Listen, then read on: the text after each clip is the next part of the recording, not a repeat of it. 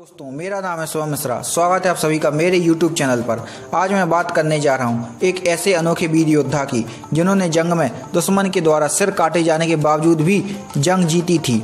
एक 75 साल के बाबा जी जो 1757 में अहमद शाह अब्दावली जैसे लुटेरे की भारी सेना का सामना करने निकल पड़ते हैं। उस समय जब अहमद शाह अब्दावली की सेना अपने सेनापति जहान खान के नेतृत्व में पूरे पंजाब से सिख संप्रदाय को खत्म करने के उद्देश्य से अमृतसर पर हमला करती है।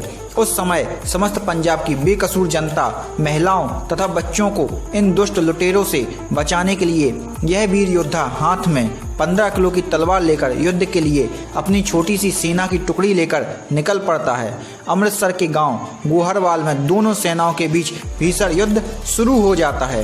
इस भीषण युद्ध में अब्दावली का सेनापति जहान खान तथा बाबा जी के बीच भीषण युद्ध शुरू हो जाता है। युद्ध में एक समय ऐसा आता है जब दोनों एक दूसरे की गर्दन पर प्रहार कर देते हैं, जिसमें जहान खान का मस्तक लुढ़ककर इनके चरणों के नीचे आकर गिर जाता है और वे अपना मस्तक, जो कि धड़ से अलग हो चुका था, उसे दाएं हाथ में ले लेते हैं और अपनी तलवार से दुश्मनों को मारते हुए श्री हरि मंदिर साहिब की ओर चलने लगते हैं। बाबा जी का यह जोश देखकर बाकी सिख सैनिकों में जोश भर जाता है और दुश्मनों के पांव उखड़ने लगते हैं।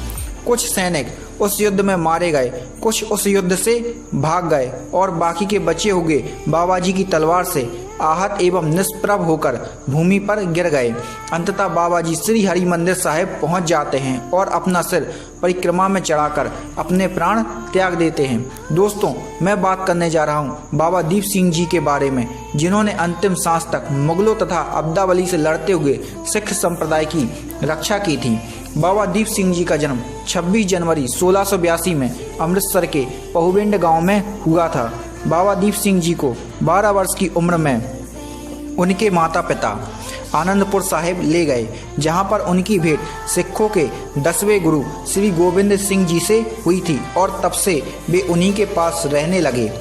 उनसे शिक्षा दीक्षा लेते हुए 18 वर्ष की उम्र में उन्होंने गुरु जी के हाथों से वैसाखी के पावन मौके पर अमृत छका और सिक्खी को सुरक्षित रखने की शपथ ली। इसके उपरांत बाबा दीप जी ने पंथ तथा लोगों की रक्षा के लिए कई युद्धों में भाग लिया तथा पंजाब को मुगलों के अत्याचारों से आज़ाद कराया। मित्रों, 1755 में जब मुगलों का अत्याचार बढ़ा तो महिलाओं, बच्चों और किसानों की दर्द की चीखें जब बाबा दीप सिंह जी के कानों तक पहुंची तो उनका खून खौल उठा। उस समय एक अफगानी लुटेरे शासक अहमद शाह अब्दावली ने तबाही मचाई हुई थी। उसने गाँवों से औरतों को जबरन उठवा लिया था, खड़ी फसलों में आग लगा दी थी, हजारों काफिरों का सिर कलम कर दिया था तथा उनकी संपत्ति लूट ली थी। जब बाबा जी को उसके ठिकाने का पता चला, जहां उसने औरतों को बंदी बनाकर रखा था तथा लोगों को मारकर उनकी लूटी हुई संपत्ति इकट्ठा कर रखी थी, उस ठिकाने पर हमला कर औरतों, बच्चों तथा लूट के सामान को भी वे वापस ले आए थे। इसी से नाराज होकर अब्दावली ने अपनी फौज को पूरे सिख संप्रदाय को नष्ट करने के लिए भेजा था।